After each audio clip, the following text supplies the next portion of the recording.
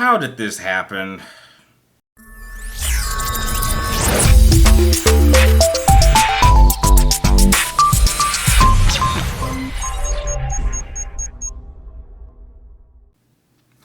Well, what's up again there, guys? Brand here, D3 Topics Gamer here, to review my official game review for the newest addition to the South Park lineup of video games.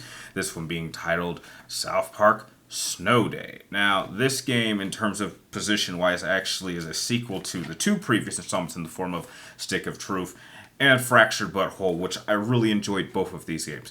But unfortunately, I must say that having had a chance to play this and just beaten it recently, I gotta say that compared to these two, this game is sadly very, very disappointing, and I feel the need to share my own thoughts on it. So if you do happen to enjoy this review by the end, please do not forget to like, share, and subscribe to track me on all my future videos. And remember, if you guys have any ideas for future video ideas, reviews, or just ranking, or just general ideas and topic divisions in general, please let me know in the comments down below, and I will try to get them up as soon as I can. So, without wasting any more time, let's jump right into my review of South Park Snow Day, starting off with the story. The story for South Park Snow Day takes place after the events of Fractured But Whole, and a massive blizzard has hit South Park, freezing the entire town. So much so that school's been cancelled for the day, and Cartman and his friends have returned to their fantasy character roots from Stick of Truth and are now battling each other.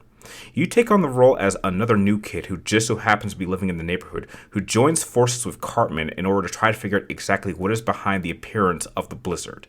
You know, I have to say, the most shocking element of South Park Snow Day's story was just how toned down it is. I mean, when you compare it to a lot of the craziness that you experience in the two previous installments, I really have to question whether the developers are trying to make a much more toned down version of South Park in order to reach a much wider audience. Because price-wise, this game is only coming in at $30, so you don't expect a full game, but I was shocked to find out that this game was actually still rated M, which I could only really figure it would be rated M just because of all the swearing. But there is no shocking imagery, no creative twists or turns. I mean, there's none of this going up Mr. Slave's ass in the first game to have a Lemmy Weeks adventure, or giving Randy an abortion, or having your parents have sex in the background while you're fighting off aliens and using anal probes.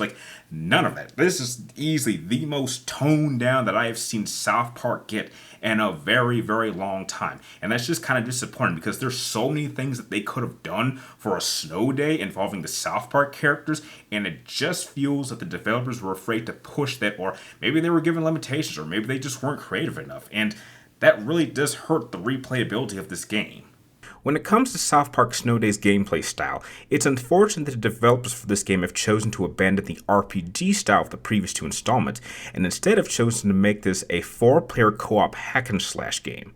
The game is divided into 5 chapters, each lasting just about an hour long. So instead of the 11 to 14 hours that you would have gotten from the Stick of Truth, or the 18 to 22 hours that you would have gotten from Fractured But Whole, Snow Day can be beaten in as little as 5 hours, which, just for a little context, is actually shorter than it would take you to watch every single episode of Seasons 2, 3, 4, and 6, and just barely longer than Season 7 all the way to 16. At the start of each chapter, the characters will gather together to discuss the rules of each chapter by placing special cards. These cards' perks act as special abilities that the opposing sides will have access to during combat. Each chapter is divided into multiple sections which will require you to either defeat all of the opposing enemies or to complete a specific objective. Upon completing each section, you will then have the ability to upgrade your character with additional perks or upgrades to help you in combat. The weapon collection in Snow Day is unfortunately very limited, as you only have access to 3 close-range weapons and 3 long-range weapons over the course of the entire game, with the close-range weapons being either a pair of twin daggers for speed, shield and sword, or an axe to do maximum damage, with your long-range weapons either being a bow and arrow, a magic staff, or a magic wand. There are 3 forms of currency that you have access to over the course of the game in the forms of toilet paper, which can be used to upgrade your perk cards that you collect over the course of the chapter, DMs, which can be used to either improve status abilities for your character, and silver coins dubbed PP, which can be used to purchase accessories to change the look of your character. The biggest issue I have with this game was the developer's decision to make this a 4-player co-op only game that is not fun to play by yourself. If you're someone like me who doesn't have many friends to play with, this game will give you 3 AI-controlled bots who are completely useless. They are either really bad at fighting off the enemies, getting constantly knocked down, meaning that I have to babysit them over the course of each chapter, and whenever I got knocked down, it would be a miracle if they revived me. And if you happen to lose, unless you purchase a specific perk that is expensive, you will have to start the chapter all the way over from the beginning with no checkpoints or continues. So having AI issues clearly states that this game is meant to be played online with friends or random players online. And if you manage to pull that off, you can actually experience some level of enjoyment. However, there is just one major game-breaking problem. The online network doesn't work. I've had this game for a week total, and there's only been 2 times I was actually able to connect to a full session with 3 other players. And immediately after we beat the chapter, I was immediately kicked out of the session just because the network went down. And I'm telling you, I could not join a session, I couldn't host a session, I couldn't even create a private session and connect to the one friend I actually had online who's actually playing this game and has a copy of it.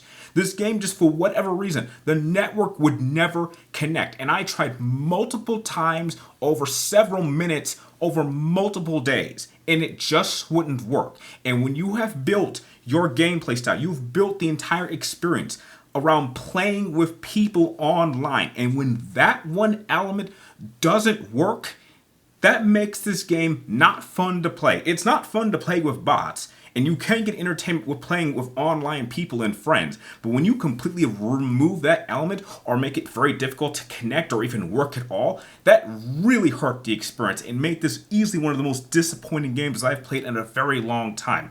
And unfortunately, until they get this network issue on PlayStation 5 working, this is something I seriously could not recommend. So if I had to give South Park Snow Day a rating, just being disappointing, I would have to give it like a 5 out of 10. Again, this is too short. I mean, 5 hours, you could probably platinum this in like less than a day if you really wanted to. And heck, I heard they might be adding some DLC content, but heck, I certainly wouldn't recommend it, or heck, I am crazy enough to pay for it. So again, very disappointing. Clearly they knew they weren't making a full price game, but heck, I expected so much more, and it's so disappointing that this is the follow-up to these 2 awesome experiences for the South Park franchise. So those are my thoughts on South Park Snow Day. Now, if you did happen to play this game, what were your thoughts? Did the network somehow work for you if you were playing this on PlayStation 5? Was there anything about this game you thought was really disappointing? Did you just surprised how toned down it was? Let me know in the comments down below, and like always, thank you guys for watching. You're awesome, and I'll see you guys next time.